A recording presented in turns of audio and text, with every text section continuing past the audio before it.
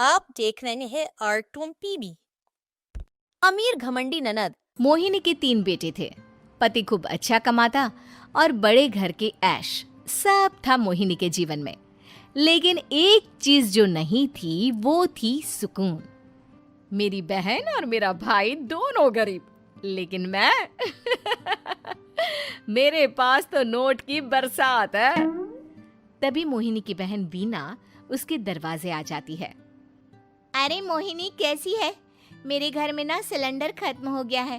तेरे पास तो इतने पैसे हैं, भरवा देना मेरा सिलेंडर। पैसे जैसे ही आ जाएंगे मैं दे दूंगी। तभी मोहिनी का पति राकेश आ जाता है। क्या है वीना, ये अपने घर की परेशानी हम लोगों के घर ना गाया करो।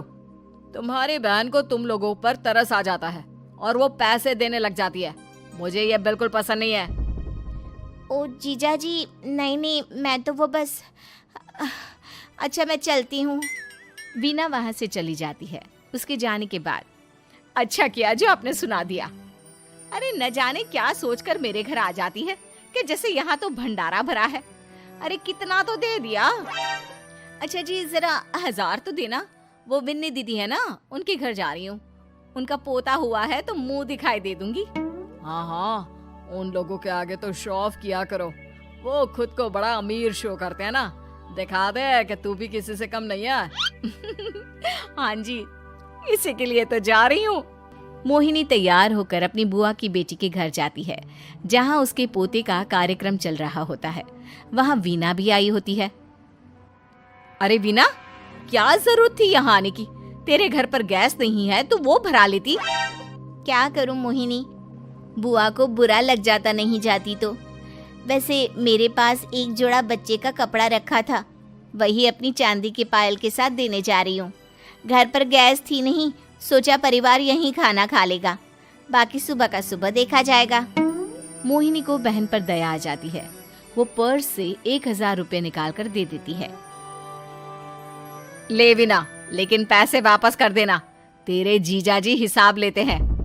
मोहिनी भी क्या करती, गरीबी में बहन का सहारा ही उसके जीवन जीने का आधार था। फिर एक रोज, सुनिए, भाई के घर बेटी हुई है, मुझे माँ के पास जाना होगा। अरे उस घर में ना कूलर है ना एसी, कैसे रहोगी तुम? हाँ, वही सोच रही हूँ कि अकेली जाऊं, बच्चों को साथ ना ले जाऊं। चले जाओ, लेकिन ये जो तुम अपने गरीब परिवार से मिलने चली जाती हो ना, मुझे बिल्कुल अच्छा नहीं लगता।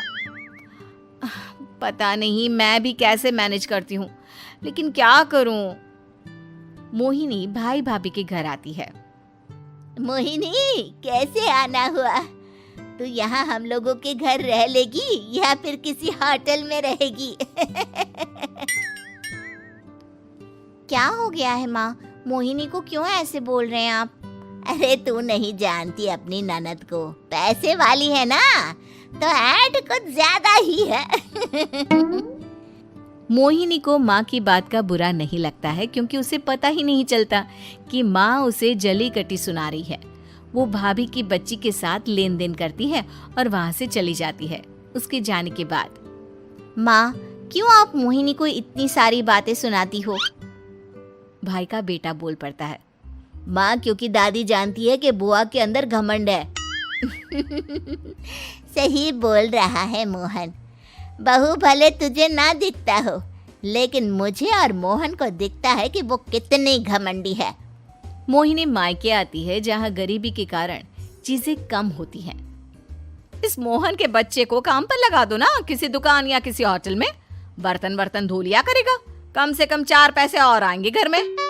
देख मोहिनी, माना तेरे पास पैसा है, लेकिन तेरे भाई के दिन इतने भी बुरे नहीं चल रहे कि वो अपने बच्चे की पढ़ाई रुकवाकर उससे बर्तन धुलवाए। मोहन माँ की ओर देखता है, जैसे आंखों से बोल रहा हो, देख लिया बुआ का हाल। हाँ मोहिनी, बात तो सही है, लेकिन अभी मोहन को पढ़ना है। आखिर तुम भी तो अपने दोनों बेटों को पढ़ा रही हो ना। मेरे बेटों से कैसे कंपेयर कर सकती हैं आप? अरे वो तो कलेक्टर बनेंगे। हाँ, कल को वो मोहन को नौकरी में रख लेंगे, क्यों? मोहिनी कुछ दिन और रहकर चली जाती है। धीरे धीरे दिन बीतता है मोहन बड़ा होता है और कड़ी मेहनत से सफल भी हो जाता है। मोहिनी, माँ के जाने के बाद तो तुमने भाई भाभी के घर जाना छोड़ ही दिया, क्यों? वो क्या है ना, उन लोगों का घर छोटा है, मेरे बच्चे जाना ही नहीं चाहते। पर तुझे क्यों अचानक मायके की बात याद आ गई? यार, मेरा तो मायका है, भाई भाभी है, मेरा तो आना जाना लगा ही रहता है। हाँ, क्योंकि तुझे आदत है ना ऐसे छोटे से घर में और कम पैसे में रहने की। वैसे क्या खबर है आजकल मायके की अपने? अब वो घर छोटा और कम पैसे का नहीं रहा, क्योंकि मोहन तो बहुत बड़ा आदमी बन गया है। फिर क्या? मोहिनी भाभी को फोन करती है। मोहन किसी बड़ी कंपनी का मैनेजर हो गया है क्या भाभी? क्या ये सच है? हाँ मोहिनी दीदी, अब तो हम लोगों के गरीबी के दिन कट गए। आपके भाई ने कोई अच्छे कर्म किए होंगे जो हम लोगों का बेटा इतना अच्छा कमा रहा है। देख लो भाभी, पहले भी आपने कई गलतियां की थी, आप थोड़ा संभल कर चलना। भाभी को मोहिनी की बात समझ में नहीं आती कि वो क्या कहना चाहती है। फिर एक दिन वीना मोहिनी से कहती है, मोहिनी, हमारा भतीजा मोहन अच्छा कमा रहा है, क्यों ना मैं अपने बेटे की नौकरी के लिए उससे बात करूं? अरे बुआ का बेटा है, ये सोचकर मदद तो करेगा ना? हाँ हाँ, क्यों नहीं करेगा, उसके बुरे दिन में तो हम भी खड़े थे। मोहन को वीना फोन करती है और अपने बेटे की मदद करने की बात करती है। हाँ हाँ बुआ, क्यों नहीं, आप सिद्धार्थ को भेज दें, मैं अपनी ही कंपनी में उसकी नौकरी करवा देता हूँ। दिन बीतते हैं, अब वीना के हालात भी अच्छे हो जाते हैं। क्या बात है वीना, तूने भी कार ले ली, वो भी इतनी अच्छी? हाँ मोहिनी, अपने भतीजे के कारण तो हम लोगों के दिन अच्छे हो गए। उसने सिद्धार्थ की नौकरी लगवा दी है, वो भी शानदार। ठीक है, लेकिन पैसे ख्याल से खर्च करना।